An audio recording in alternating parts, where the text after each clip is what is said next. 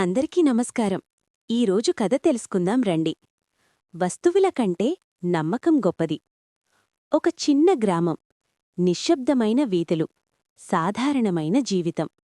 ఆ గ్రామంలో ఒక కొత్త కోడలు అత్తింట్లో అడుగుపెట్టింది. ఆమె దగ్గర ఎక్కువ ఏమీ లేవు. తన తల్లి ఇచ్చిన ఒక్క చిన్న గాజు మాత్రమే ఉంది. ప్రతిరోజూ ఆ గాజును చూసుకుంటూ జాగ్రత్తగా ఉండేది. ఒక సాయంత్రం పనుల్లో ఉండగా ఆ గాజు కనిపించలేదు. చేతులు వణికాయి, కళ్ళు నిండాయి. గ్రామంలో గాజు అంటే భద్రత, గౌరవం, భవిష్యత్తు. భయంతోనే అత్త దగ్గరకు వెళ్ళి నిజం చెప్పింది.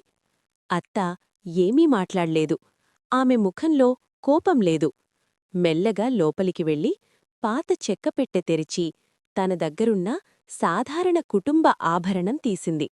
అదాన్ని కోడలు చేతిలో పెట్టి అంది, బిడ్డా, వస్తువులు మళ్ళీ సంపాదించవచ్చు.